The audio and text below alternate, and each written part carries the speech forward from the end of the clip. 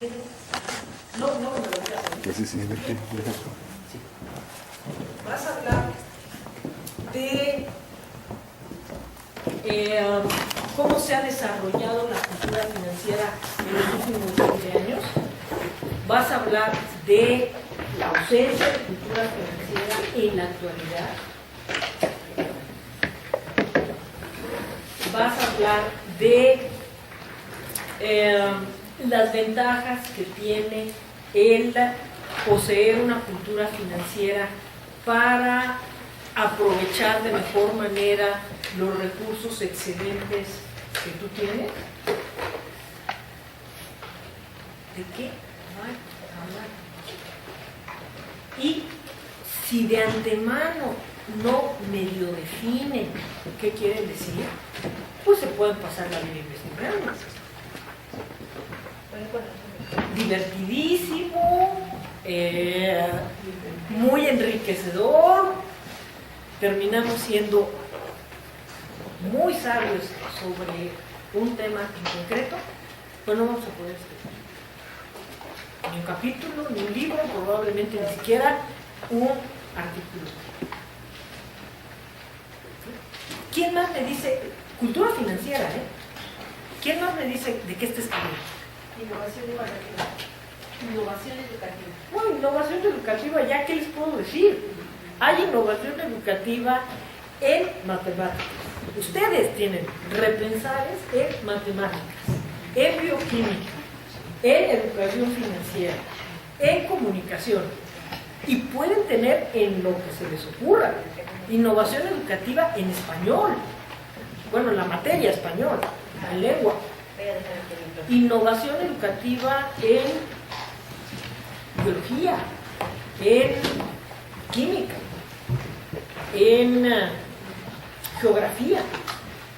Y hoy viene limitado a los procesos de gestión y planeación educativa. Procesos de gestión y planeación educativa. Amplísimo tema. Sí. ¿Qué quieres decir? ¿Qué innovaciones se han presentado en el instituto de 10 años desde el 2004 a la fecha en esos ámbitos? Ahí ya lo está delimitando a aquello que se ha presentado en un instituto en concreto. No la innovación educativa en el mundo, no la innovación educativa en el universo, no la innovación educativa en Francia, ni siquiera en México. La innovación educativa en un instituto. Y eso ya te da la línea de por dónde puedes ir investigando. Pero esto que yo estoy haciendo en voz alta es lo que ustedes pueden hacer si hacen su lista. ¿Sí? Si no la hacen, lo que yo les pueda decir aquí sale sobrando. Y como se los dije y se los reitero, lo más difícil es cambiar hábitos. Estamos ya acostumbrados a escribir de cierta manera, porque ya todos, hasta los más jóvenes, tienen edad suficiente como para haber presentado por lo menos trabajos escolares. Ya estamos acostumbrados a escribir de cierta manera. Si no empezamos a cambiar esos hábitos, no vamos a mejorar la escritura. En las sesiones finales les voy a hablar de la gramática y de la ortografía. Y ahí ya, digo, cada quien podrá decir, no, que por qué, que si yo no sé, que el complemento directo, que es el complemento indirecto, que a mí no me enseñaron así, que se llaman de otra manera, que no sé. ¿No?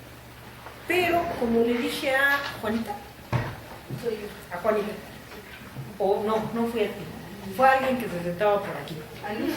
a Luz.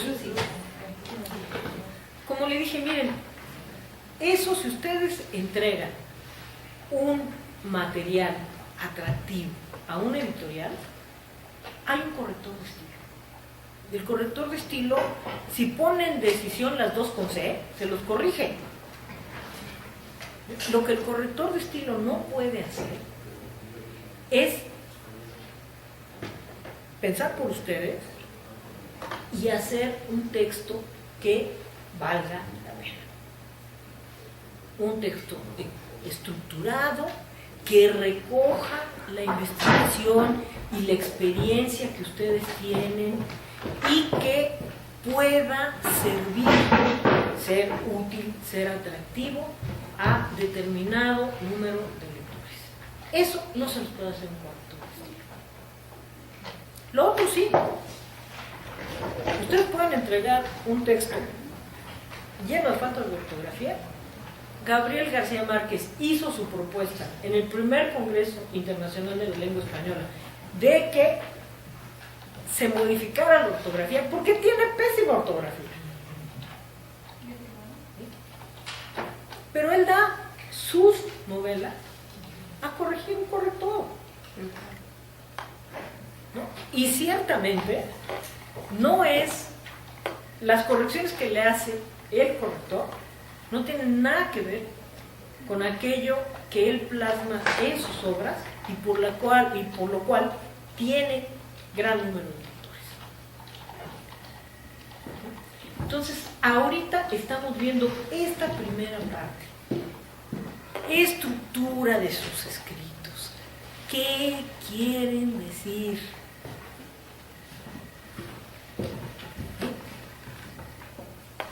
Escribir es pensar. Si no piensan, no pueden escribir algo legible, estructurado, atractivo, innovador.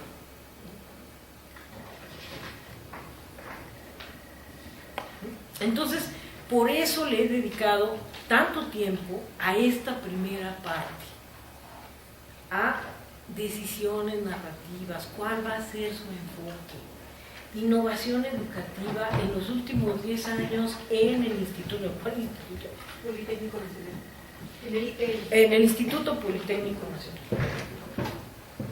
En todo el Instituto Politécnico Nacional o en determinado lugar del país.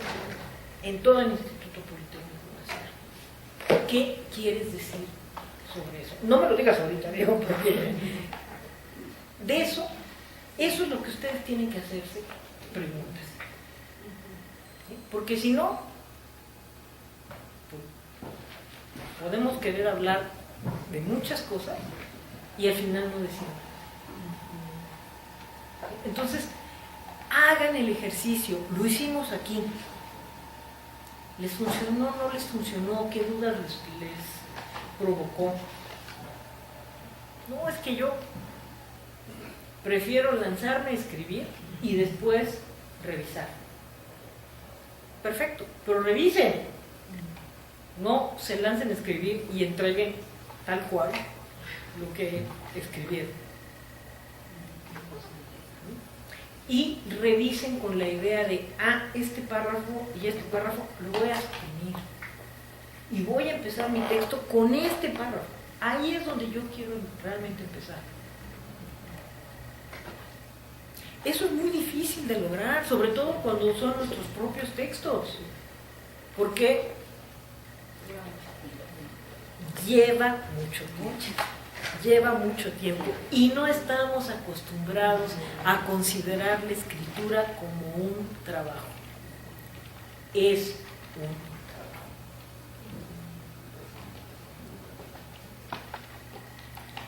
Cualquier persona que escriba se nos va a decir.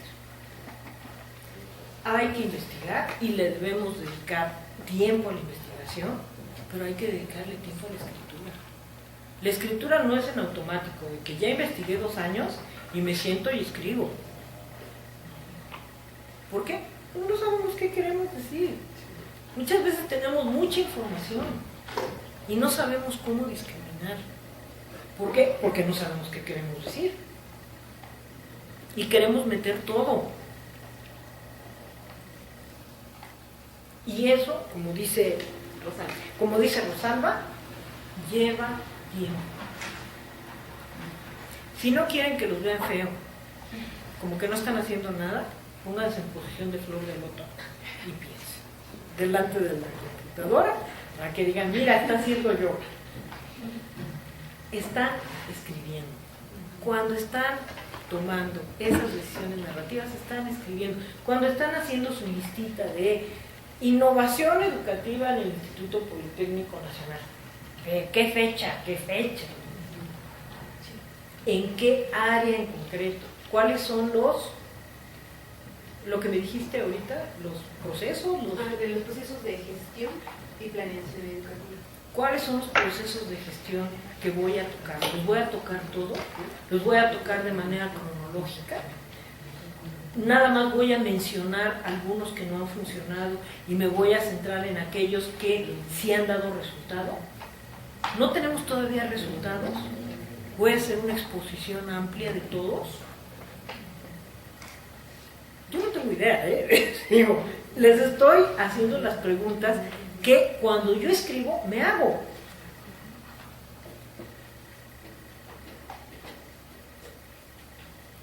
Y eso, como dice Rosalba, lleva tiempo. Tiempo frente a una hoja en blanco, tiempo frente a la pantalla de computadora, tiempo si se van en el metro, no se concentren demasiado porque luego se pasa. De la estación. El tiempo que quieran dedicarle, pero dedíquenle tiempo. Escribir lleva tiempo. Si no lo hacen, vamos a terminar este taller el 26 de octubre y el lunes siguiente van a decir, ¿cómo no le pregunté tal cosa? Por eso estamos teniendo sesiones semanales, para que ustedes tengan la oportunidad de aplicar lo que aquí vemos y decir, ¿sabe qué? Ninguna de los recursos que nos dijo para tratar de tomar las decisiones narrativas me sirvió. Pero se me ocurrió este otro y parece que me está sirviendo.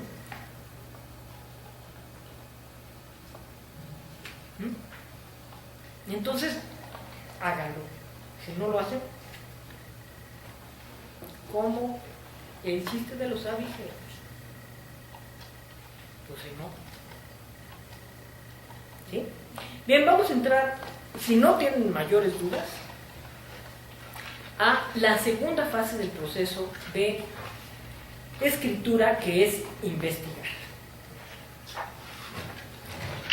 Cuando nosotros estamos tomando nuestras decisiones narrativas, nos estamos dando cuenta de qué sabemos y qué ignoramos de aquello que queremos tratar. Y no les voy a enseñar a ustedes a investigar, eso ya lo saben. Cuando ustedes tienen dudas sobre la materia que están tratando, todo el mundo sabe a dónde ir. Bueno, hay algunos muy jóvenes. Bueno, los muy jóvenes 16 años, van a aprender a dónde ir. A su libro de texto, a su maestro o maestra de la materia, a internet, con una búsqueda específica. ¿Sí? No cometan el error, y esto va para todos, de utilizar el buscador de Google general. Búsquense, así que el buscador de Google de búsqueda especializada. Y eso los obliga a buscar cosas concretas.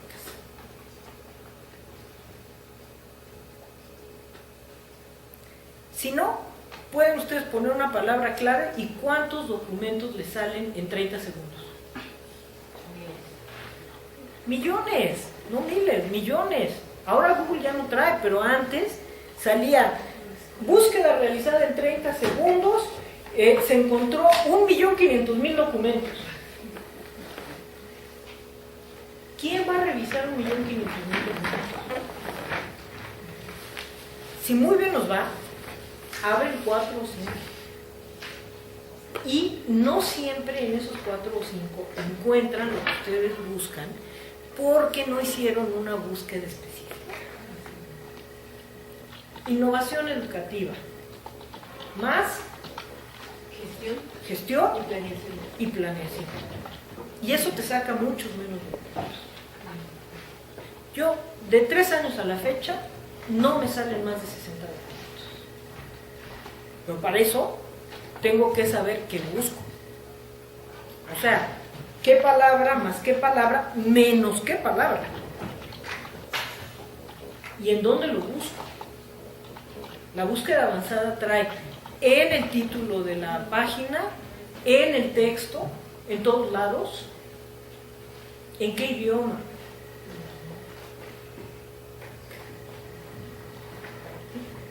Ustedes se dedican a la investigación y a la docencia.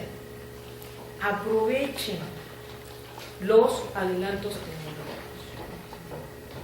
Cuando yo estudié ahí en la prehistoria, una de las mejores lecciones que yo recibí fue de un maestro que llegó, oigan esto, con el directorio telefónico y nos dijo, este va a ser uno de sus principales elementos en su trabajo.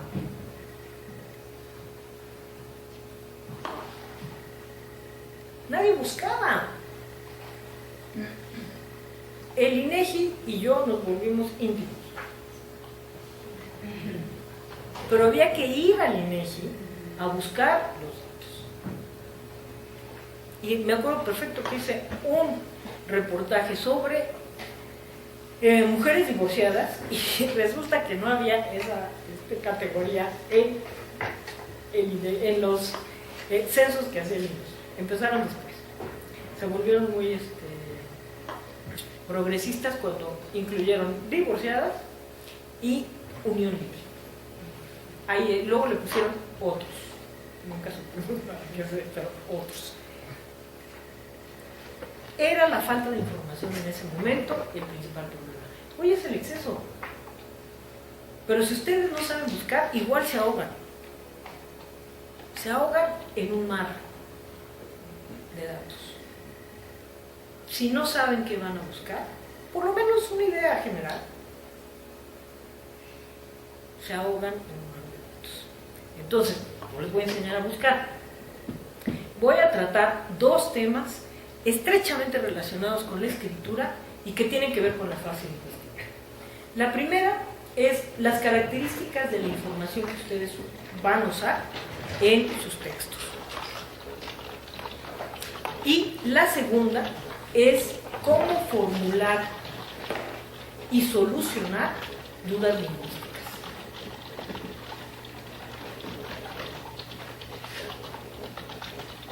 Vamos a empezar con la primera. Creo que todo eso sí viene en el manual. Cuando nosotros estamos tomando las decisiones narrativas, nos estamos dando cuenta de lo que les dije, qué sabemos, qué ignoramos y cuáles van a ser nuestras fuentes de información. En principio, los chavos tendrán que esforzarse más, porque conocen menos fuentes de información. Ya una vez que sabemos, tenemos que cuidar que nuestra información cumpla 4 requisitos fundamentales. Primero, pertinencia. Segundo, inteligibilidad. Inteligibilidad. ¿Qué quiere decir que sea entendible? Pero el nombre en español es no entendible, sino inteligible. Bueno, entendible ya lo aceptamos, pero originalmente era inteligible. Entonces, lo que buscamos es que tengan inteligibilidad. Tercero, confiabilidad. Cuarto, vigencia. Pertinencia. ¿A quién va dedicado nuestro texto y qué queremos decir? Para que la información que utilicemos realmente sea pertinente, o sea, sea importante. Ya se los he comentado mucho, pero se los reitero. Una de las cosas más difíciles es quitar información que no es necesaria. ¿Sí? Empezamos a hablar de un tema y nos acordamos de una anécdota, nos acordamos de tal cosa, leí en otro libro tal cosa, y todo lo metemos. Tal vez sea información importante, pero no para nuestro texto. Segundo asunto relacionado con la pertinencia. Hay ocasiones en que nos cuesta mucho trabajo entender un fenómeno. Y a lo mejor tenemos que leer 3 libros, 2 artículos de internet, y finalmente lo entendemos. Bueno, no le receten a su lector los 3 libros y 2 artículos de internet. Explíquenselo a su lector como ustedes.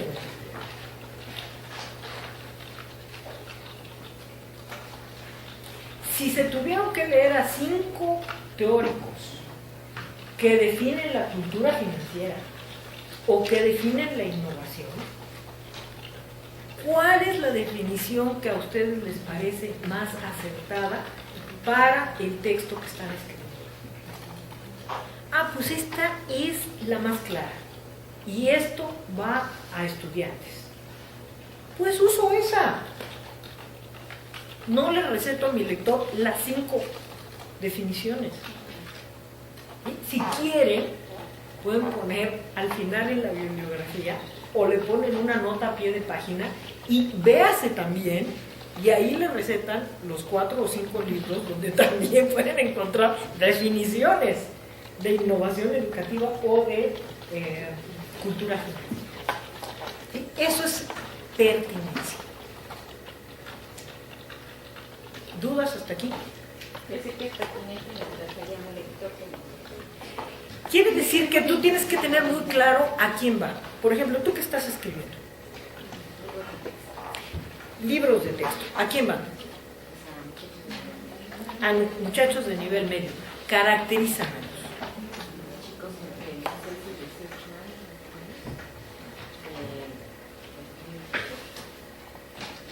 que requieren una lectura muy sencilla. Que ya tienen educación secundaria, pero que como todos bien sabemos, si hemos visto las noticias, no es muy seguro que la educación secundaria les haya dotado de ciertas habilidades y capacidades. Entonces, tú no vas a escribir igual un libro ¿sobre qué estás escribiendo el libro? Sobre herramientas de programación. Tú no vas a escribir igual un libro sobre herramientas de programación que va a profesores del poli que un libro que va a estudiantes entre 15 y 18 años, inquietos, que tal vez tengan un mayor conocimiento técnico que los profesores del poli, pero que requieren un lenguaje más sencillo. ¿Sí? Entonces, herramientas de cómputo, ¿no? De programación. El o la, porque ahí hay dudas. Interfaz es cómo se las defines a un estudiante. Sí, tengo que buscar palabras muy sencillas porque ya me ha pasado, ¿no? Por ejemplo, no manejo el término interfaz con ellos.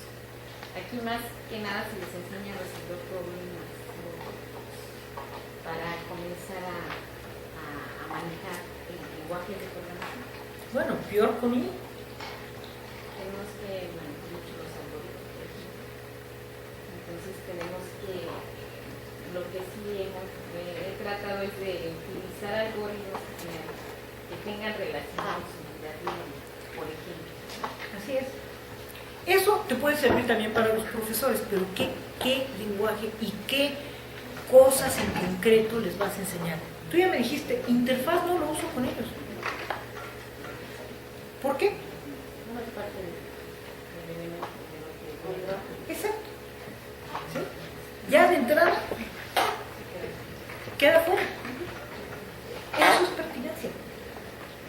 ¿qué es pertinente? Interfaz es muy importante para el uso del cómputo, ¿no?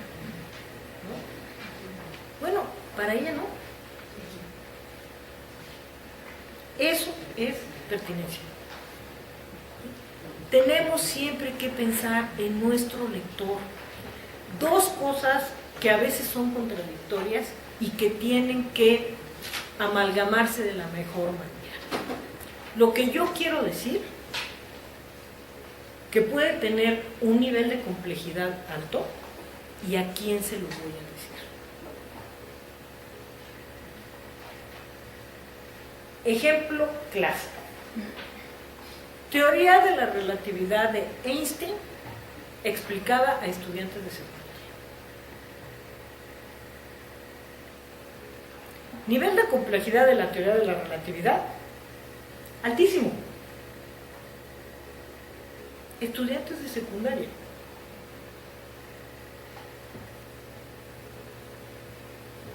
Escribir es creativo, escribir es pensar. Con y eso es pertinencia. ¿Dudas sobre lo que es pertinencia? ¿No? Bueno, inteligibilidad. La inteligibilidad tiene que ver con la estructura y el vocabulario que ustedes utilizan.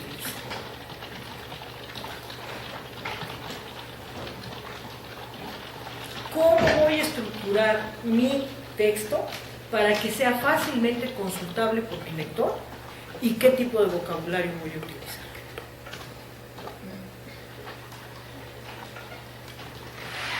¿Sí? Está obviamente muy relacionado con la pertinencia, o sea, ¿qué voy a meter y cómo lo voy a decir? ¿Sí? Aquí hay de muchas edades. Bueno, no les puedo recomendar una gramática, porque hay quien estudió con un sistema y hay quien estudió con otro sistema. Y entonces, hay quien conoce las agudas y hay quien conoce las oxítonas. Son agudas, pero con otro nombre. Las agudas también se llaman oxítonas. Las graves se llaman paroxítonas.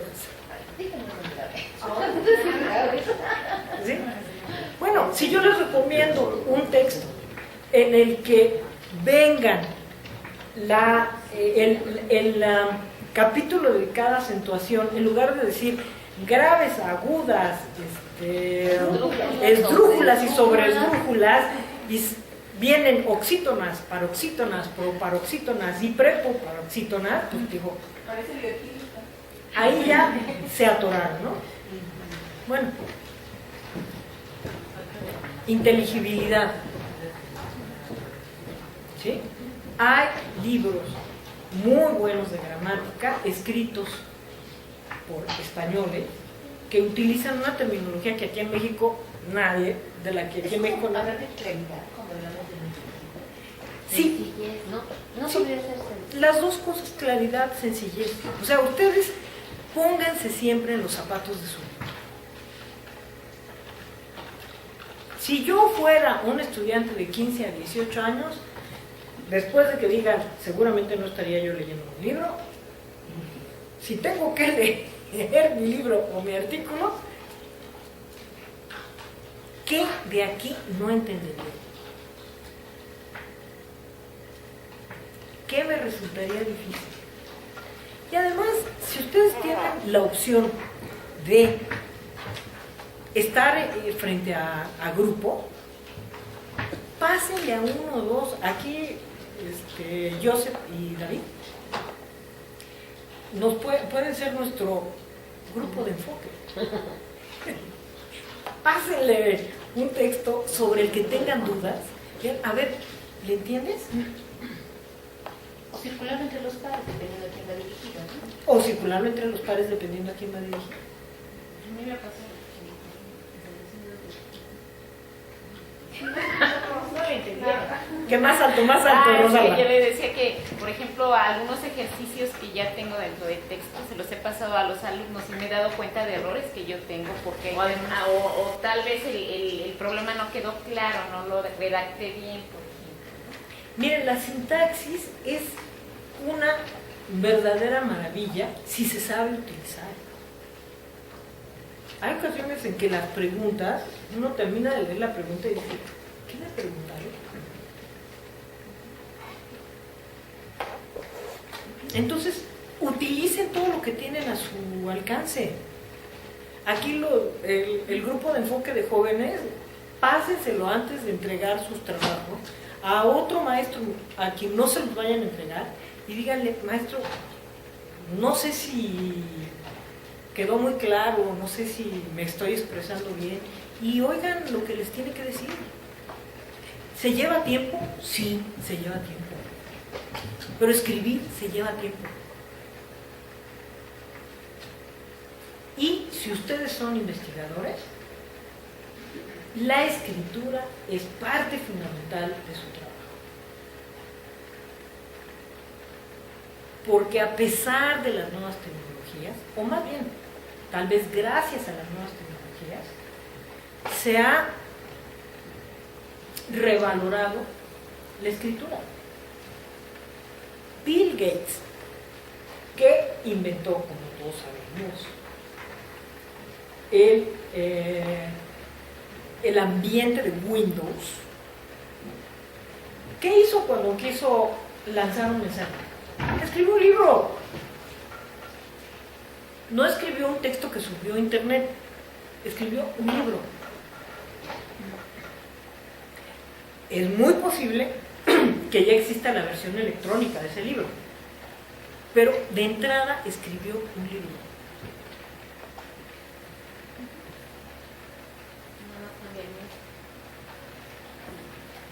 Sí, el libro puede tener múltiples soportes, pero el hecho de escribir un libro es de lo que estamos hablando, de escribir un artículo, de escribir un capítulo de un libro, de escribir un libro. Sí, yo creo que todavía es muy importante escribir libros, escribir revistas y demás, a pesar de la versatilidad del internet, porque muchas personas de mi generación todavía nos cuesta mucho leer en computadora porque nos distrae, porque nos cansa la pantalla, porque no has descubierto el Kindle. ¿Vale? Porque no has descubierto el Kindle. ¿Cuál es ese? El lector Kindle, el de Amazon, el que vende Amazon. El que se escucha lo que está en la pantalla. No, es un lector de libros. Amazon lo único que hizo fue diseñar un lector de textos. Originalmente era de libros, pero ahí puedes leer periódicos, revistas, etc. Tiene tinta electrónica, tiene una brillantez y una serie de características técnicas que no te cansan, que te permiten una lectura muy similar a la lectura en soporte impreso. Pero te voy a decir, independientemente de eso, nosotros nos vamos a morir. Y la tecnología va a continuar. Ya hay cuestiones para solucionar lo que tú estás diciendo. A lo mejor no nos toca. Bueno, yo ya leo en Kindle, pero a lo mejor a ti no te toca. Yo leo en Kindle también por razones profesionales. Yo soy editora, entonces estaría loca si no estoy actualizada. Entonces a lo mejor a ti no te toca, pero a Joseph y a David les va a tocar. Y el fenómeno, el proceso de escritura es el mismo, independientemente de cuál sea el soporte. ¿Sí? Ahora hay esta cuestión de la lectura discontinua, porque tú puedes leer un texto en el que hay una serie de ligas. Y si tú no sabes el significado, si tú estás leyendo un libro sobre X cosa y te ponen una poblado de Estados Unidos, no tiene la menor idea de dónde está, y le das clic y te lleva al mapa y te lo enseña, ¿no? Eso ya está alterando el proceso de lectura, ¿sí? Y en teoría tendría que empezar a alterar en la escritura. Todavía no, porque la escritura sigue siendo la misma y posteriormente hay un proceso en el que tú estableces cuáles pueden ser las palabras clave para que eso técnicamente tú le des clic y te lleve a una liga. En la última gran modificación en el proceso de lectoescritura fue pasar de la lectura en voz baja a la lectura en voz alta. Al revés, de la lectura en voz alta a la lectura en voz baja. Y le imprento. No sé si ustedes sepan, pero la escritura ha tenido avances considerables. Antes se escribía todo junto. Todo junto. No había separación por palabras. Por eso, la lectura era en voz alta, porque el que leía era un verdadero sabio, que podía dividir las palabras mientras iba leyendo y darle un sentido al texto. No había signos de puntuación, no había acentos.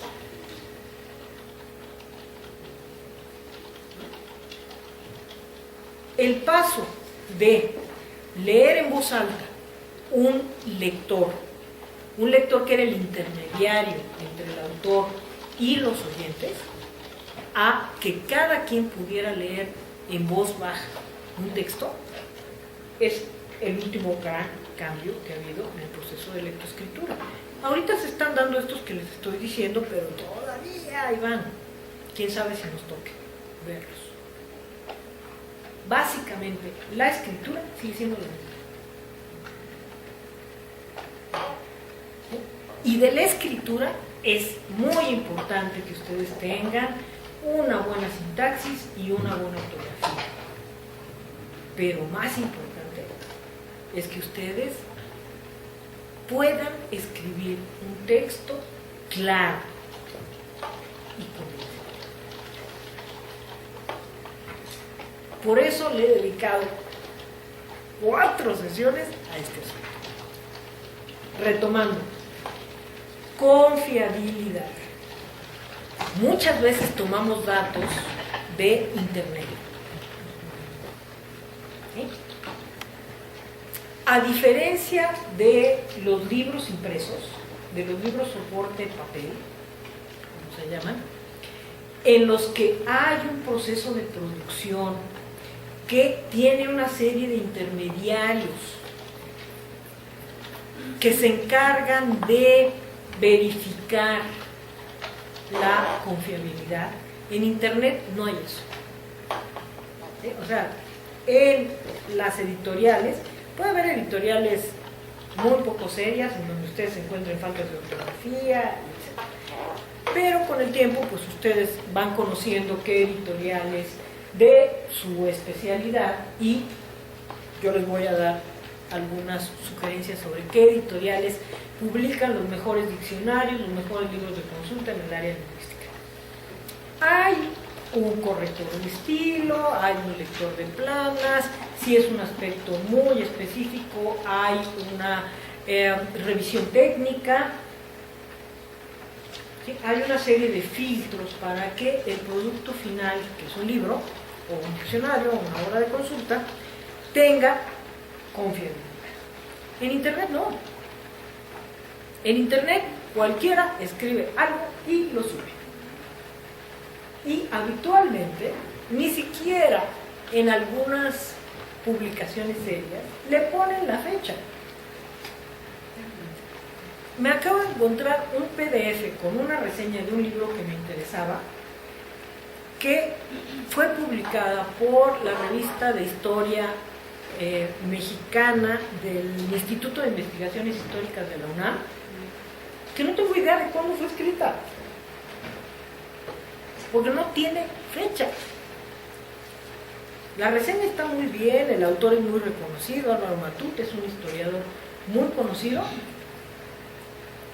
¿Cuándo fue publicada? El libro tiene 25 años. ¿Cuándo fue publicada? ¿Cuando salió? ¿Ahora que lo están reeditando? Entonces, ojo con la información que utilizan en Internet. Creo que Víctor, en algún escrito que hizo, sugiere, y me parece una buena sugerencia, que ustedes saquen información de páginas que tengan las terminaciones org, edu,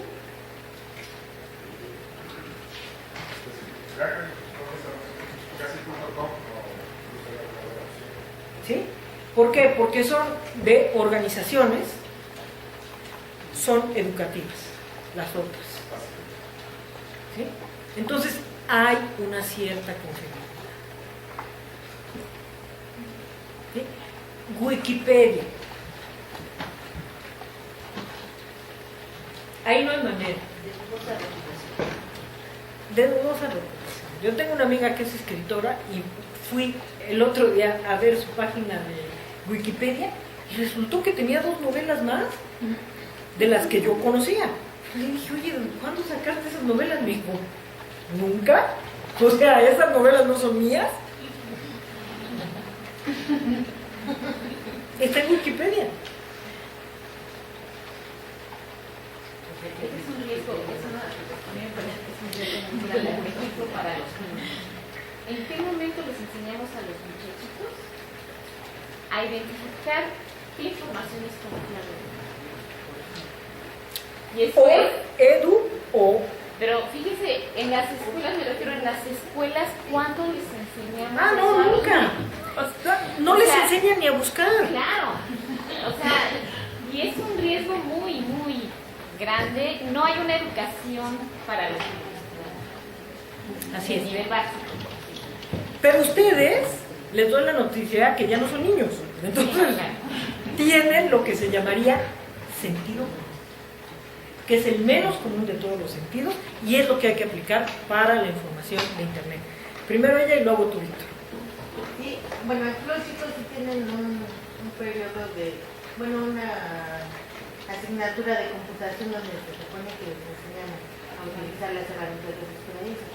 Pero en mi clase yo hice un ejercicio con ellos en el que les pedí que buscaran algunos conceptos por equipo y les llevé X cantidad de libros y les permití que buscaran en algunas páginas. Así es que al final del ejercicio lo importante era que ellas se dieran cuenta a través de la comparación con los libros que muchas páginas, aun cuando sean personales, están bien hechas, ¿no? Y que tienen buena bibliografía y todo en la que se basan, pero hay otras que parecen muy oficiales, porque encontramos, por ejemplo, una de Yale, que no sabemos si es de Yale o no, pero parece que Pero parece que no. un montón de errores, tantos que los mismos alumnos los pudieron observar. Y entonces es que para mí la información, donde quiera que se encuentre, pues es respetable si tiene base sólida, ¿no? Si su bibliografía es buena, si es actual, pues entonces, y nosotros lo comparamos con los textos que ya conocemos, pues a menos que haya una contradicción muy grande, pues podemos aceptarla, ¿no? Y si hay una contradicción, busquemos otra bibliografía, porque Claro. quizás es algo nuevo, ¿no? Exacto. Y para eso fue una buena experiencia, creo yo. Pues mira, eso que tú nos estás diciendo es algo que yo les iba a decir después. Confronten fuentes. ¿Sí? Y utilicen su sentido común. Digo, un ejemplo que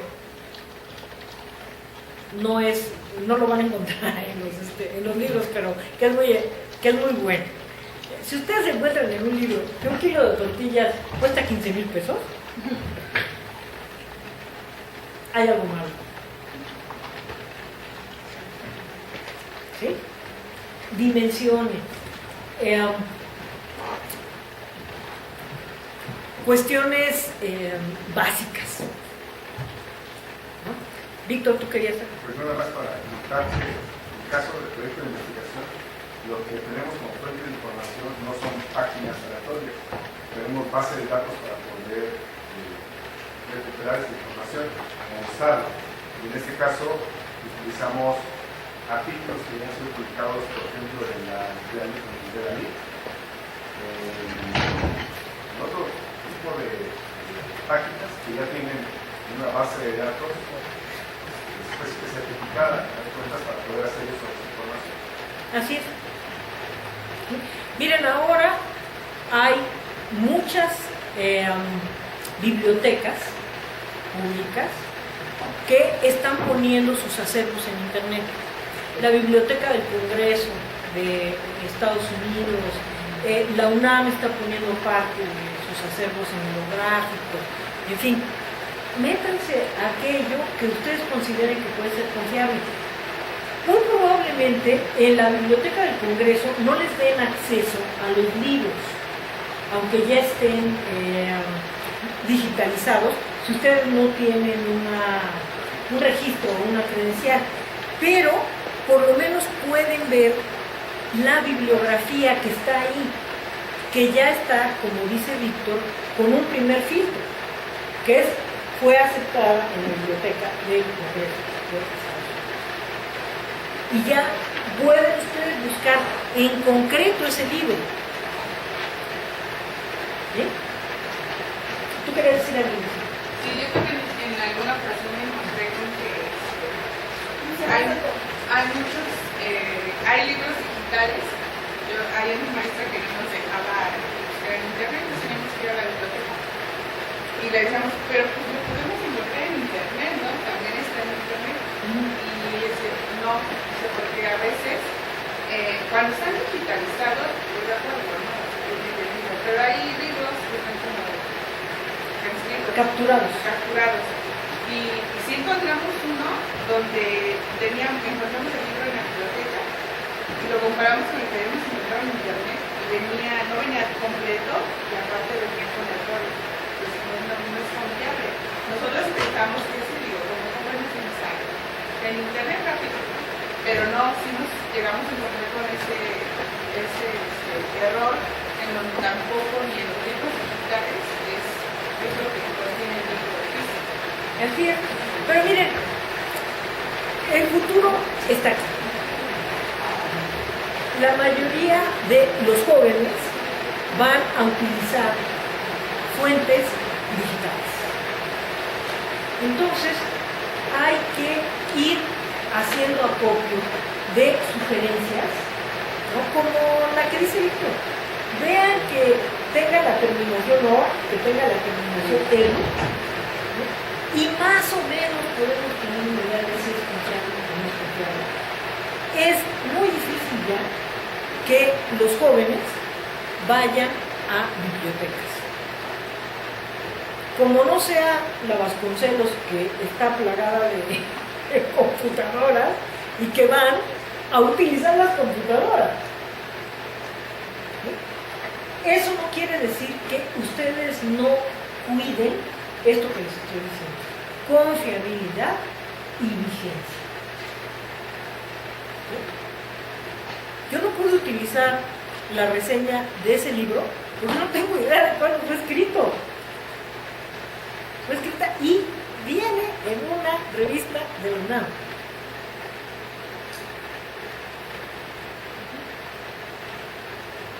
Por eso también mi insistencia en que todo lo que ustedes escriban le pongan ficha. Y si van ustedes a hacer borradores, como espero que hagan, féchenlos también en el nombre del documento y dentro del mismo texto. Yo que trabajo mucho con autores que revisan y reescriben y se mandan con autores colectivos de todos y se mandan entre ellos para que los lean y vean y se den su opinión, etcétera. De pronto estamos manejando 5 o 6 borradores. ¿Y cuál es el borrador con el que estamos trabajando ahorita? ¿Cuál es el actual?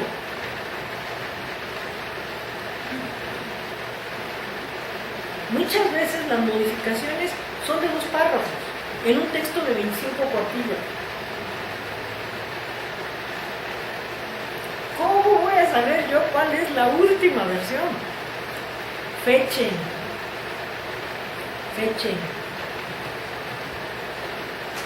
¿Sí?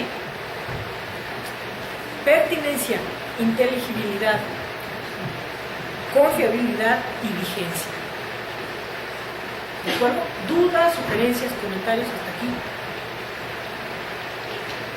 La temporalidad de las referencias. Sí, mira, te voy a hablar de lo que yo sé. Los cambios gramaticales y ortográficos son lentos, pero si tú quieres tener libros de referencia, tienes que estar enterada de cuál fue académicamente cuáles fueron académicamente las últimas modificaciones. En el caso de la gramática, la que salió en 2009, en el caso de la ortografía, salió en 2010. Los libros anteriores a eso no traen las modificaciones. Los libros posteriores, digamos de 2011 para acá, ya en principio lo traen. Cada uno en su especialidad sabe si ha habido modificaciones importantes en el área de su especialidad. Por eso la importancia de las fechas.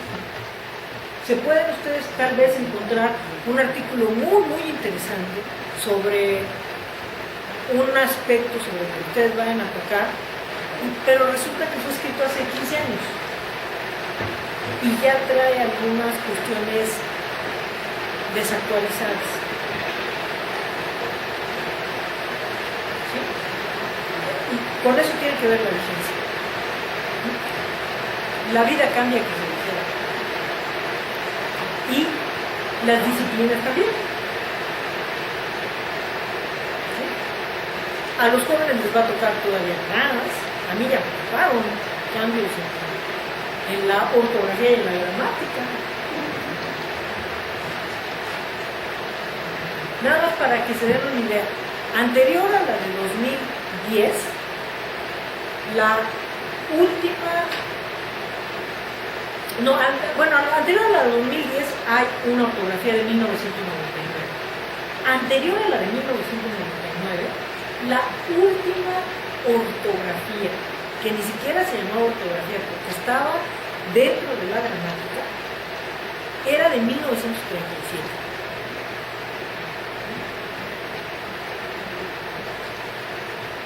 Ahora ya las instituciones académicas, a partir de que tienen computadoras, se ha desarrollado toda una disciplina que se llama lingüística computacional. Si alguno ha tenido la curiosidad de entrar a la página de la Real Academia, sabe que tienen una parte que se llama el nuevo tesoro lexicográfico, en donde están escaneados todos los diccionarios y las obras de consulta publicados desde que surgió la Real Academia Española en 1710. Antes, pues claro, se tardaban de 1937 a 1999 para dar a conocer las modificaciones. ¿Sí? En sus disciplinas se tardarán menos, supongo. Habrá modificaciones más rapiditas, ¿no? Bueno, dudas hasta aquí, ¿no? Vamos a tomarnos nuestros 10 minutos y regresamos a hacer un ejercicio.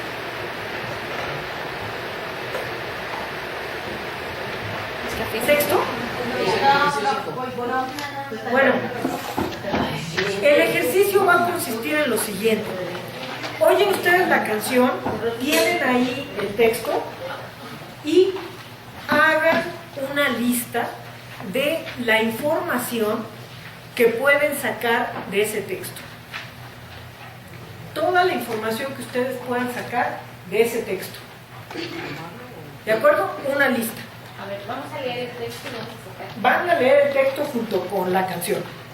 O sea, van a oír la canción, porque la canción trae alguna información adicional a la del texto. O sea, vamos a oír y vamos a escuchar. Van a vamos oír leer. y van a ir leyendo. Y anota aquello que no venga en el texto. Ahí mismo, porque eso no me lo van a entregar. ¿Sí? Y en una hoja anotan la información que les está dando tanto la canción como el texto. Ya que terminen de oírla y de leerla. ¿Sí? Primero anotamos lo que falta. Primero anotan lo que falta. Y luego, Y luego hacen una lista de la información que les está dando tanto la canción como el texto que ustedes tienen. ¿De acuerdo? ¿Dudas sobre lo que tienen que hacer? ¿No? Una lista de lo más importante. Una lista de la información que viene ahí. ¿De acuerdo? ¿Sí? Sí. Bueno. Ahora les toca.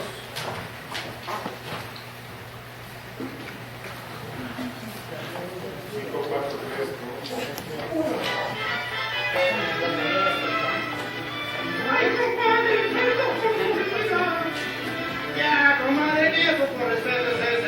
Apenas acaba de cerrar poquito esqueleto y ya anda usted con movida. No, comadre.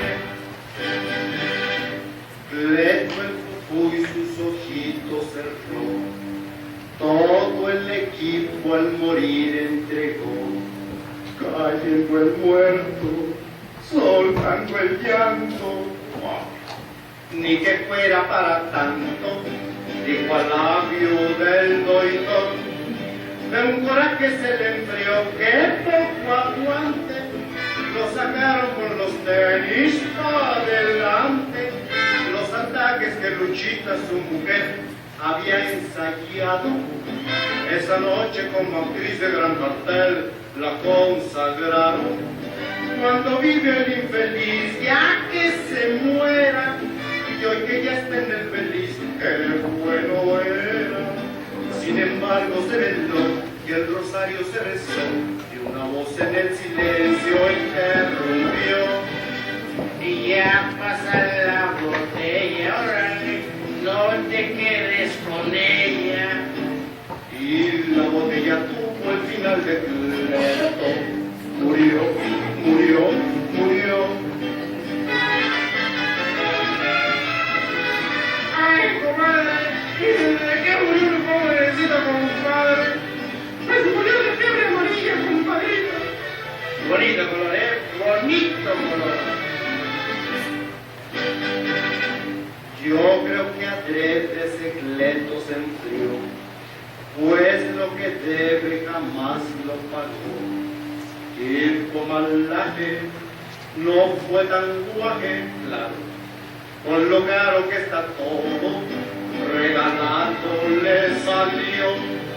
El velorio fue un relajo, pura vida, la peluca y el café fue con bebida, y empezaron con los cuentos de color para ir pasando, y acabaron con que Cleto ya se andaba chamuscando. Se pusieron a jugar a la baraja y la viuda en un albur perdió la caja, y después por reponer hasta el muerto fue a perder, y el velorio se acabó. Hombre, no hay que ser. Tengo en mi casa Cleto así, y ahora dónde lo meto. Pero como ya dijo su señora, murió, murió, murió.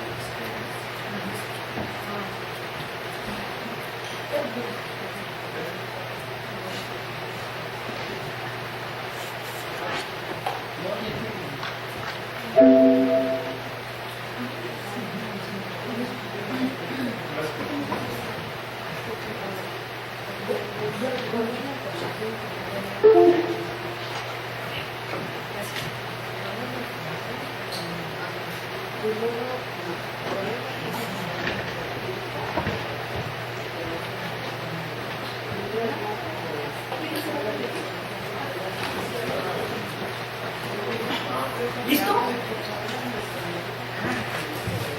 ¿Sí?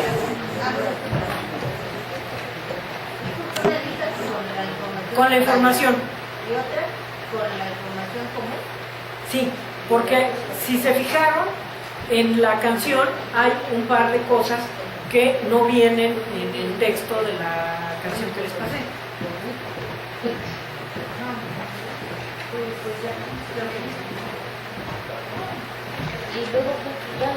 Hagan la lista y ahorita les digo en qué seguimos, pero primero hagan la lista.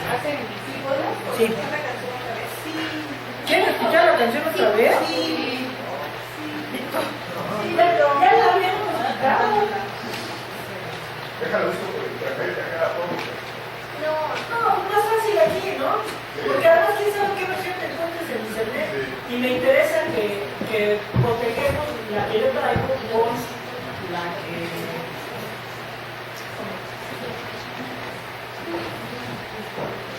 ¿Blanco está oyendo? Sí. Esta es la versión. Esta es la original. ¿Está haciendo el ejercicio? Sí.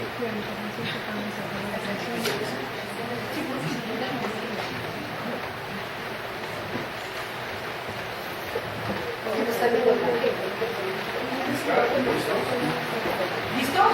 Sí.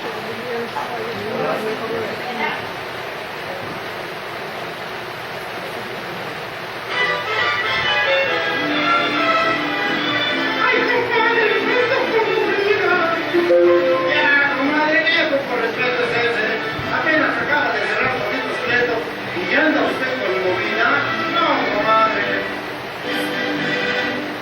Lejos y sus ojitos cerró. Todo el equipo al morir entregó. Cayendo el muerto, soltando el llanto. Ni que fuera para tanto, dijo al labio del doidor, de un coraje se le enfrió que poco aguante, lo sacaron con los tenis para adelante, los ataques que Bruchita, su mujer, había ensayado, esa noche como actriz de gran papel, la consagraron. Cuando vive el infeliz, ya que se muera, y hoy que ya está en el feliz, qué bueno era. Sin embargo se veló, que el rosario se besó, y una voz en el silencio interrumpió. Y ya pasa la botella, órale, no te quedes con ella. Y la botella tuvo el final de pleito. Murió, murió, murió. Ay, comadre, ¿de qué murió el pobrecito compadre? Pues murió de fiebre amarilla, compadrito. Bonito color, ¿eh? Bonito color. Yo creo que adrede ese pleito sentido, pues lo que debe jamás lo pagó. El comalaje no fue tan guaje, con lo caro que está todo, regalando le salió. El velorio fue un regalo, pura vida, la peluca y el café fue con bebida, y empezaron con los cuentos de color para ir pasando, y acabaron con que Creto ya se andaba chamuscando, se pusieron a juntar a la barata, y la viuda en un albur perdió la caja, y después por responder hasta el muerto va a perder, que el velorio se acabó, hombre, no hay que ser. Tengo en mi casa Lenny, y ahora compré lo meto, pero como ya dijo su señora, murió, murió, murió.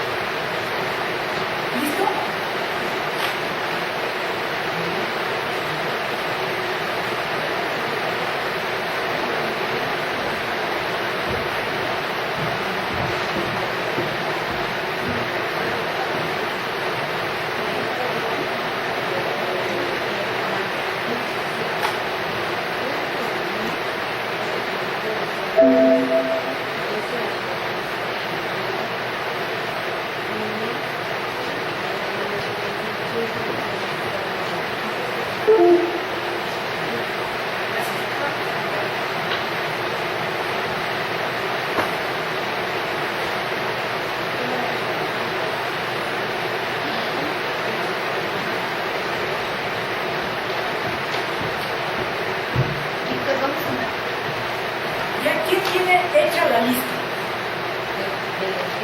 de la información.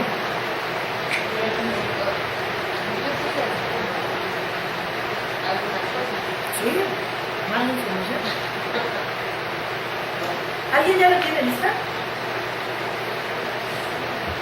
Así como que ¿Sí?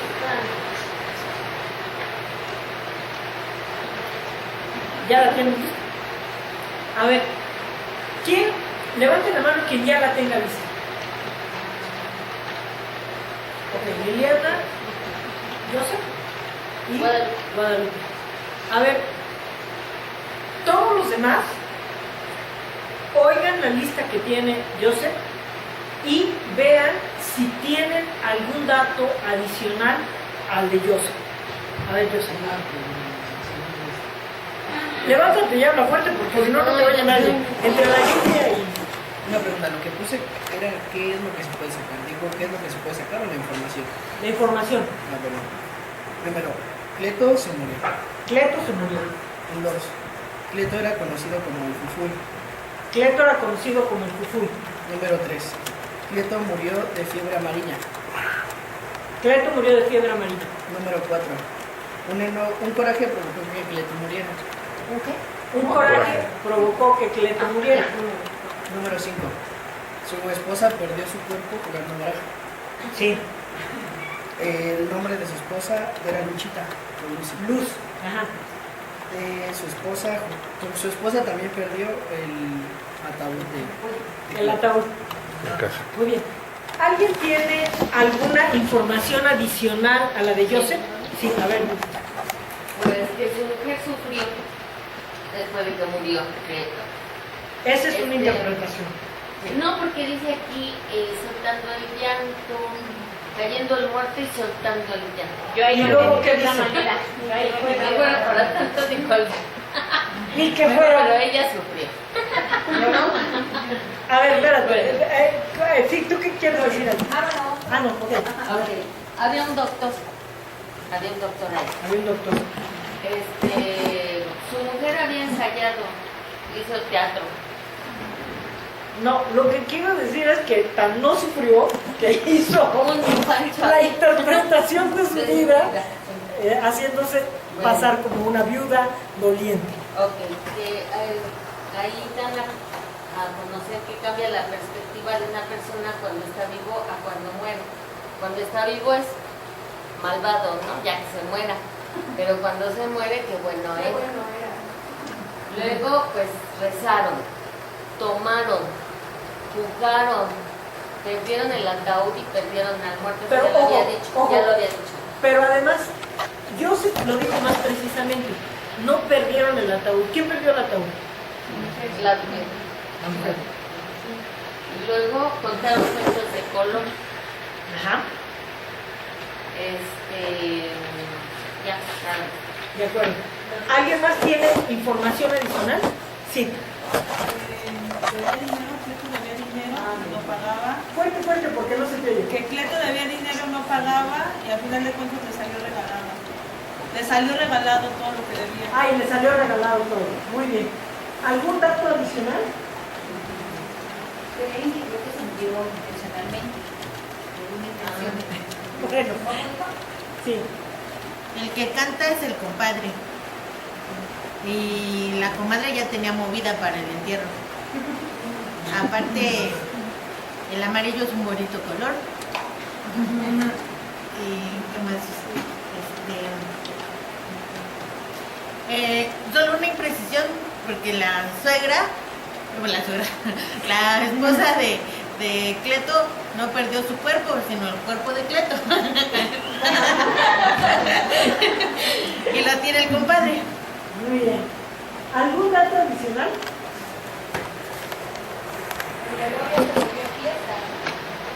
El velorio se volvió fiesta.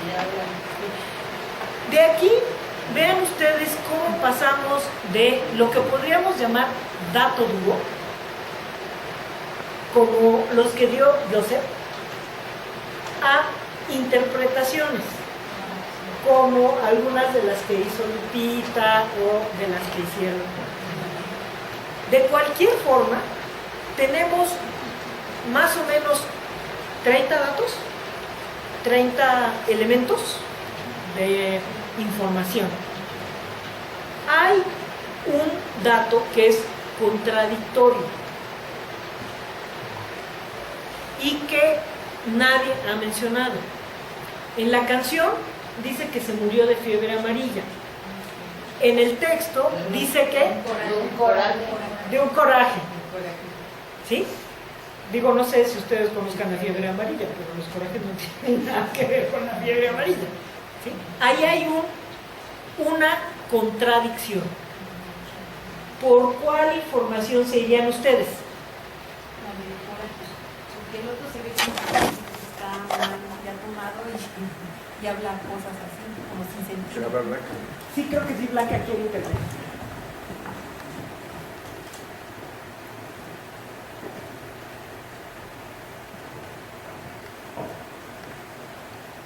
A ver, habla Blanca. Yo me iría por la de la que se murió de un coraje, porque esa está en la letra, la de que se murió de la fiebre amarilla, es algo que haría también a la letra. Así es, exacto. Pero Juanita dice algo muy interesante, porque decía cuenta que esa añadidura surgió después de la interpretación de que la fiesta, de que el velorio era una fiesta y estaban tomando, ¿no? O sea, Tenemos una fuente escrita, que es la canción, y una fuente, entre comillas, oral, que es la interpretación de la canción. Nos vamos por la escrita. ¿Sí? Ahora, siguiente parte del ejercicio. o sea, la confiabilidad, dices, es ahorita en este ejercicio es la letra escrita, Sí, pero no necesariamente siempre es la no necesariamente siempre es la letra puede escrita. tener diferentes referentes. Así es. Si ustedes, por ejemplo, hacen quieren reproducir un episodio en la historia de la innovación educativa en matemáticas y tienen un texto escrito por un investigador norteamericano que no estuvo presente y tienen la posibilidad de entrevistar a alguien que estuvo presente en ese concreto episodio o a varias personas que estuvieron presentes y mencionan un dato que contradice el del investigador, ¿cuál sería su fuente? Los que estuvieron presentes. Si los que estuvieron presentes coinciden. ¿Sí? Sentido común. ¿Sí? Porque el investigador no estuvo. Si ustedes tienen fuentes de primera mano, confiables, que coinciden, fuentes de primera mano, confiables, que coinciden. ¿Sí? Lo que dice Maru es las fuentes confiables van a variar de acuerdo con la circunstancia. En este ejercicio, la idea es que ustedes vean cómo puede haber datos contradictorios. ¿Sí? Y como esto, ustedes se van a encontrar datos contradictorios en muchas de sus investigaciones. ¿Por qué fuente irnos? Por la más confiable. ¿Cuál es la más confiable? No hay recetas. ¿Sí? Aquella que reúna más requisitos de, entre comillas, confiabilidad.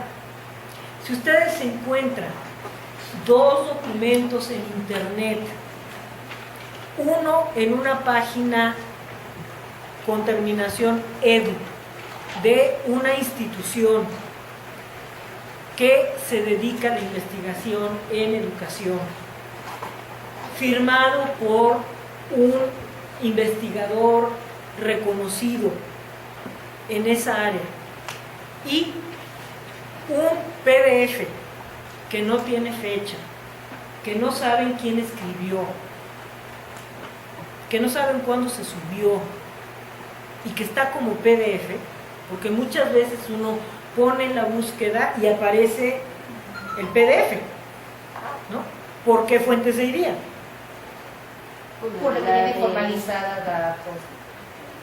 Así es. Lo importante es que ustedes se acostumbren a evaluar fuentes.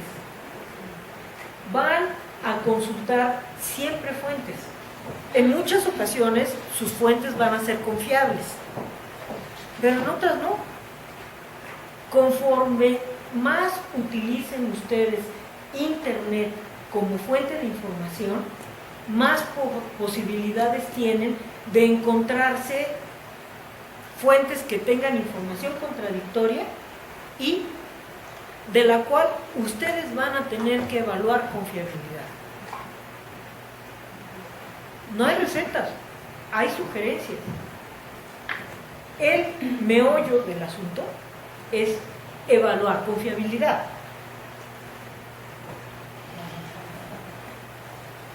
¿Sí? ¿Dudas hasta aquí? ¿Sugerencias, comentarios? ¿No? Bien, ahora, con esa información que ustedes tienen, les voy a pedir que hagan una esquela institucional. ¿Sí? Cada uno de ustedes proviene de diferentes partes del poli, ¿no? Una esquela institucional. Revisen la información que tienen y díganme si con la información que tienen pueden hacer una esquela institucional. Si no, ¿qué datos les faltarían? La fecha. A ver, sí. ¿Qué es una esquela institucional? Tienes una computadora con acceso a internet. Segunda fase, investigar. ¿Quién no sabe qué es una esquela institucional? La mayoría buscan en internet qué es una esquela. Pues necesitamos saber de qué institución. ¿De Atleto? No. ¿Qué información necesitarías para hacer una esquela institucional? Pues la fecha de No, sean montoneros. Piensen primero. ¿Qué es una esquela institucional? ¿Qué datos necesito para hacer una esquela institucional? Y luego me dicen.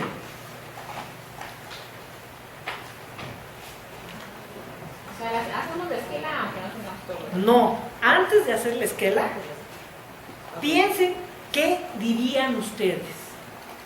Y piensen si con la información que tienen pueden hacer una esquela institucional. Si no, ¿qué información necesitarían?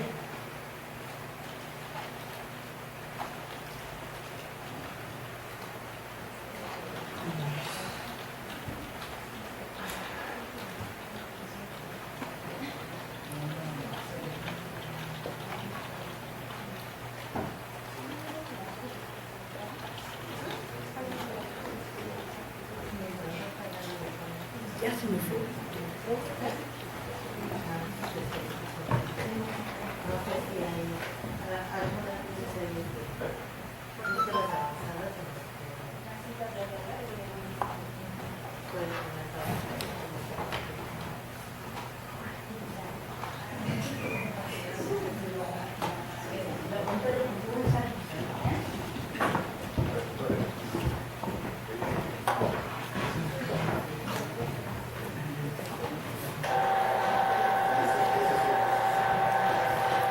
No hagan la esquela, nada más piensen que si con la información que tienen la pueden hacer. ¿Qué quieren decir en una esquela? ¿Qué es una esquela institucional?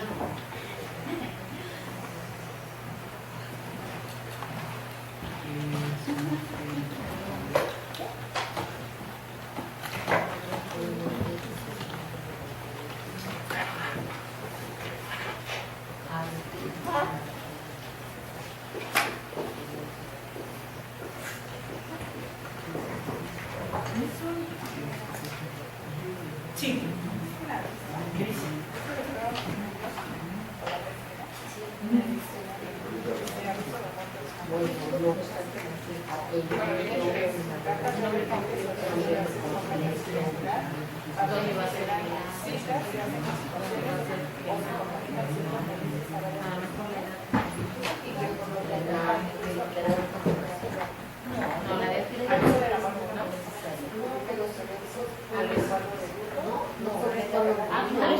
Algunas veces la ponen, a la edad, quién A falleció ver, a la edad. Bricia tiene una definición de esquela sacada del diccionario.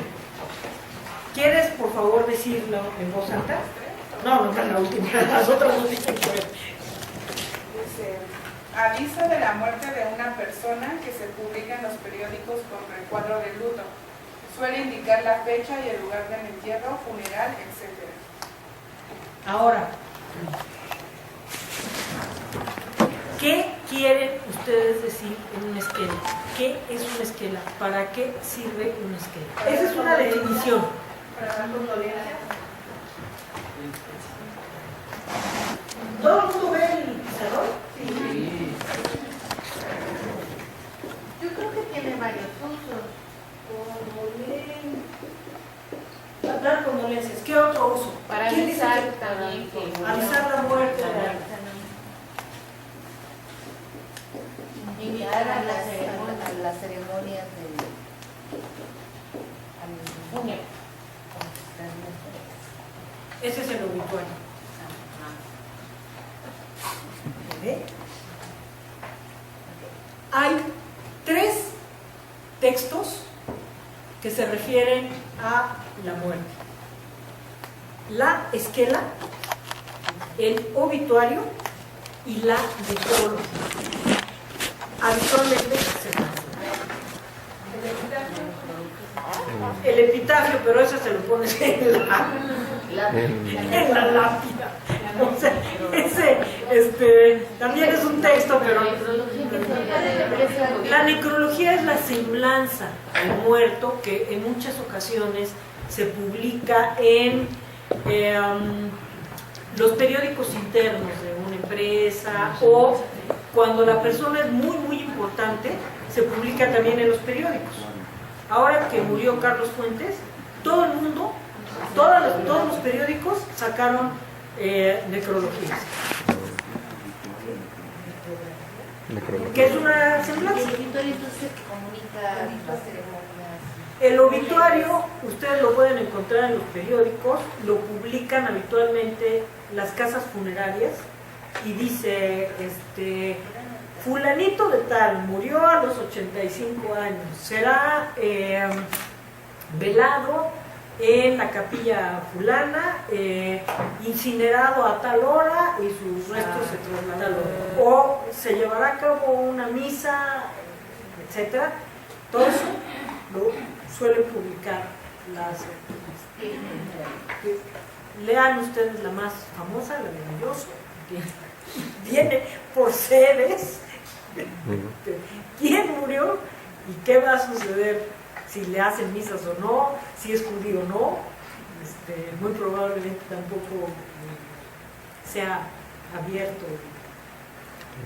La ceremonia es distinta, en fin, ¿no? Entonces, ojo, definición del tema.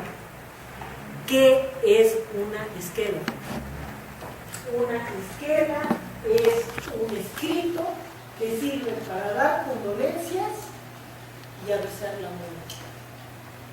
Y aquí hay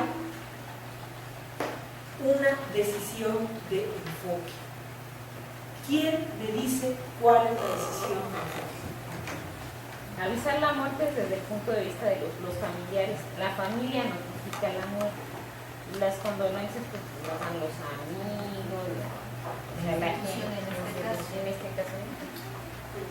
¿Sí? O sea, avisar la muerte lo hacen las personas que son cercanas, que son deudos. Yo les pedí una esquela institucional. ¿qué necesitaría pasar para que una institución participara o avisara la muerte de alguien? Que conociera a ver. Fuera importante. Un funcionario importante. A ver, Que fuera parte de fuerte, fuerte. Decir yo que fuera importante en la comunidad, que tuviera alguna valía, algún reconocimiento, algo que... Si se muere el director general, el presidente del Consejo de Administración, el fundador de una empresa o institución, la institución da aviso de la muerte y expresa sus condolencias a los familiares. Si la persona no es muy importante, no es un pilar de la institución da las condolencias. Si no es un pilar, Así es, ¿sí? Esa es una decisión de enfoque. pues no hombre que A ver, esa es una decisión de enfoque. Para que ustedes puedan hacer la esquela y puedan tomar esta decisión, ¿qué necesitan saber? Como que también tiene que, por ejemplo, para el institucional tendría que formar parte como de la comunidad de esta persona, ¿no? Es un elemento importante. Para que esa esquela necesitaría formar parte. O sea, necesitarían ustedes saber qué. la función que realizaba, Claro. si era director, subdirector, si era presidente Exacto. de la sociedad. Primero, si Cleto trabajaba en la institución a la que ustedes pertenecen. Y segundo, ¿qué función desempeñaba en esa institución? Yo creo que hay otra opción para que una institución se preocupe por lanzar una esquela, y es que haya fallecido el familiar de alguien importante para la institución. Pero ojo, ahí quedan, ahí cómo es la esquela. Da las condolencias. ¿Sí? Si doña Luz hubiera sido la persona importante en la institución, lamentamos la muerte de Si doña Luz trabajara en el CECI 11, probablemente el CECIT 11 publicara y fuera muy importante, doña Luz. ¿sí? Se publicaría una esquela institucional, la publicaría el CECI, dando las condolencias. ¿Sí? Ojo, esto ustedes lo tienen que hacer con sus escritos. Estamos aquí haciendo un ejercicio que pueden hacer todos, pero en cada escrito ustedes tienen que hacer, si no la quieren física, pero sería muy deseable, sus fichas con la información para saber cuál es el tema, cuál es el enfoque de su texto y de toda la información que han recabado en su investigación, cuál les va a ser útil, cuál no. ¿Y qué les falta saber? Para hacer una esquela institucional, primero, si Cleto o Luz trabajaban en el polo. ¿Sí? Si eran importantes o no tan importantes. ¿O qué función tenían? ¿Qué función tenían? Rosales más precisa. ¿Qué función tenían? ¿Qué más necesitan saber para poder hacer una esquela institucional? La fecha de muerte. El nombre completo de el nombre completo del cliente. Porque no van a hacer una esquela institucional diciendo lamentamos la muerte de Nuestro querido Cleto, compañero. el Fubuy.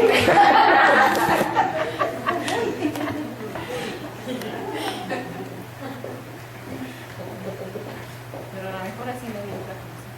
Cleto Hernández. Pueden, Alias, si quieren, investigar el día que murió, pero pueden perfectamente hacer una esquema institucional sin mencionar el día.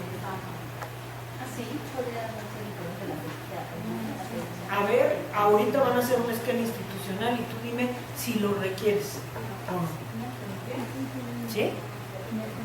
Ahora, el fallecimiento. Por la forma en que falleció, aquí es una de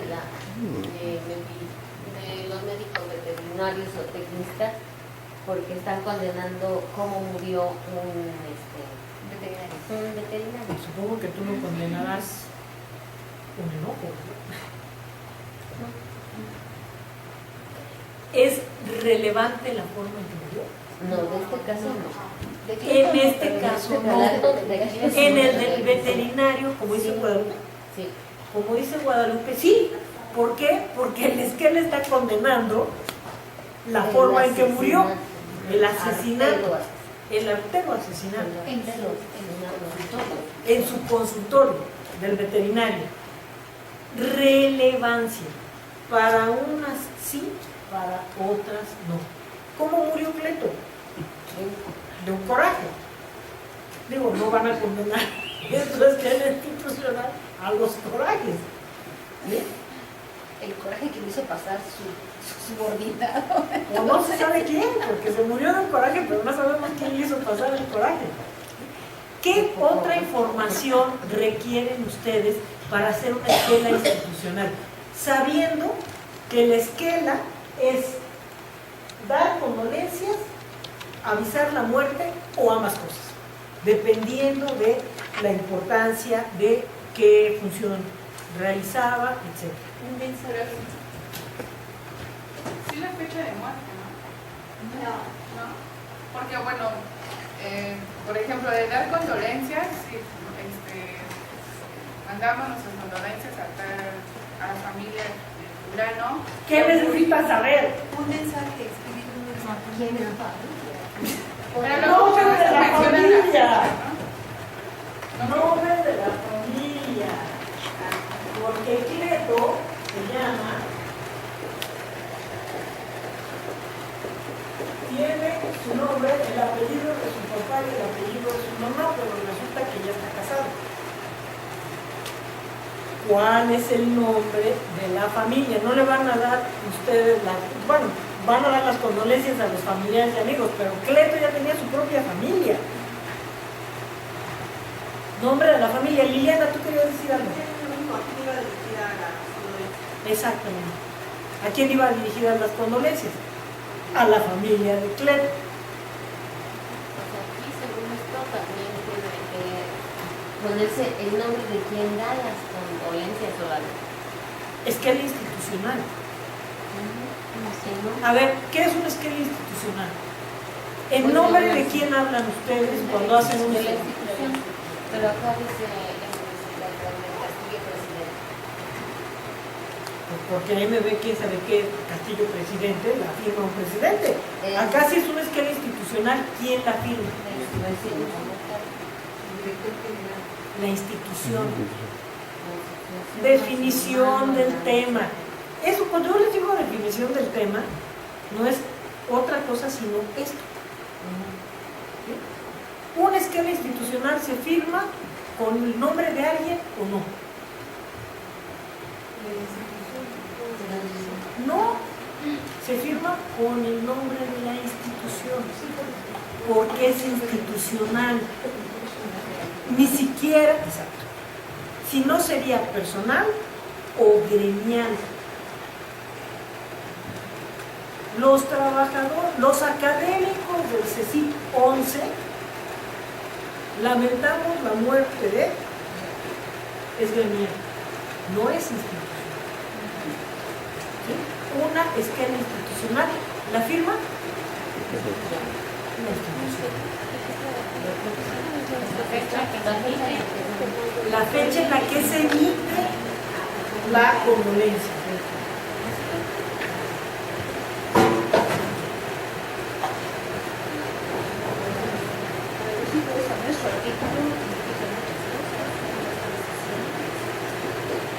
¿Qué otro dato necesitan saber? Bueno, lo que decía Susana, la función.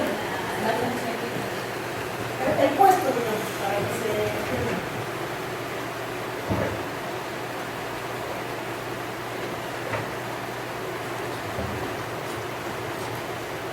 ¿Qué más? Aquí viene un ejemplo, aparece el nombre de la empresa. Más fuerte porque no creo que te oigan. Bueno, estamos en una la lluvia. Aparece el nombre de la empresa, el nombre de la familia, el nombre completo del que falleció, su labor que desempeñaba y el tiempo que desempeñó. No sé si sea necesario poner el tiempo o solamente está como opcional. Depende de la importancia de la novedad. Ajá, o el cargo. El cargo sí. Ajá. El cargo sí. El tiempo. Es director de, ¿no? El tiempo, si tenía un año, pues no. ¿Sí? Relevancia. ¿Sí? ¿Se pueden mencionar tal vez algunas cualidades? Necrología.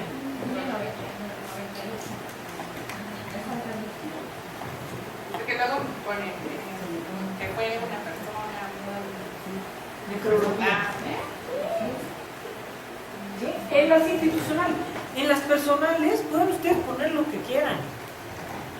Fefito, te llevamos en el corazón y te extrañaremos por toda la vida. Firma Tina, Toto. Personal. Ceniza seré más, ceniza enamorada. Firma tu amada esposa. Institucional. ¿Sí? Ahora, de toda la información que leímos, ¿cuál les va a servir para hacer la esquema? El nombre de la esposa.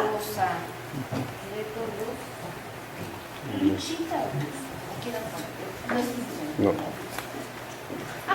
Luz.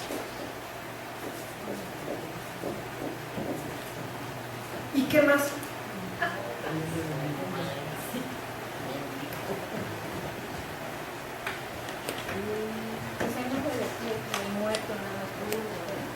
No, pero pues ahí no vas a decir, si es institucional no vas a poner completo. Ahí ya vimos que lo que nos falta es el nombre completo. ¿Qué otro dato de todo lo que ustedes sacaron de la canción les va a servir para hacer una esquema institucional?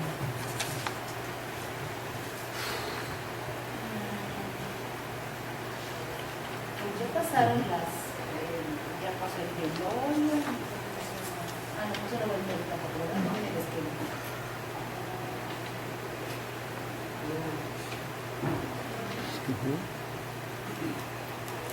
Nada más. No hay nada más. De 35 o 40, no sé cuántos datos que leímos, solo uno les va a servir para este texto concreto. El nombre de la esposa. Nuestro trabajo de escritura se tiene que ver pues con la intencionalidad, con los datos de la investigación que sean útiles y pertinentes para... Así es. Así es. Y todo lo demás lo tienen ustedes que averiguar. 1, 2, Una primera 3, averiguación no nos dio, hay que hacer otra más. pero ya buscando cosas concretas. No den escopetazos de investigación, tiros de puntería. ¿Sí? Vean, 35 o más, digo, no sé, no los contamos, pero eran como 35, 20, 30 datos, de los cuales para un escrito en concreto solo nos va a servir uno. aplíquenlo en sus textos concretos. De las investigaciones que hace, de las fichas que elabora, pertinencia. A lo mejor, y esto se lo subrayo porque es muy importante, ustedes necesitaron leer 2 libros y hacer 40 fichas para entender un fenómeno.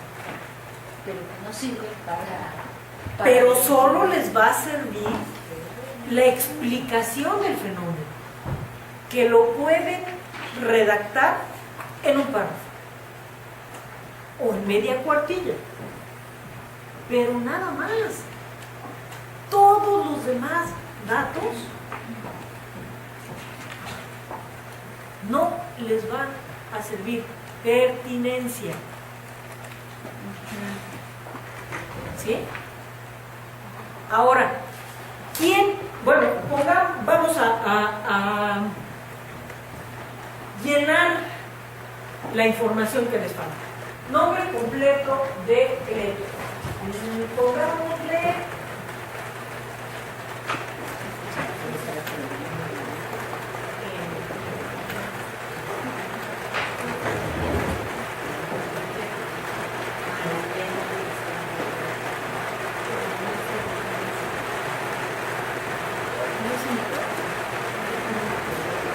Anacleto Morones Sánchez.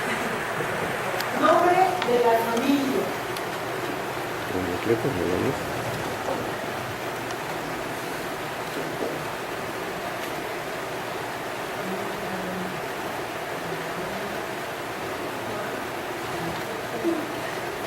Familia Morones Pérez. Fecha de las condolencias el día de hoy, 14 de septiembre.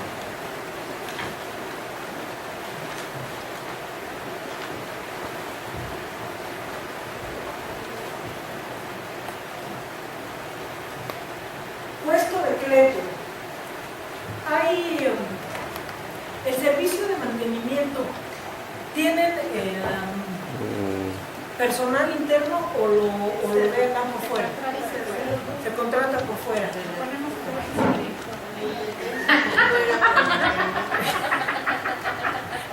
A ver, a sugerencia de Rosalba, pongámoslo como exdirector general.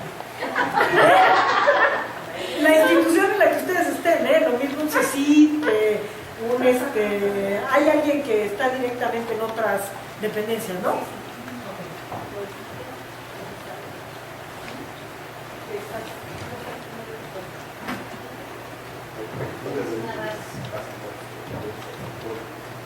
Exdirector general. Ahora, con esos datos que ustedes ya tienen y que son los necesarios para hacer una esquela institucional, redacten una esquela institucional.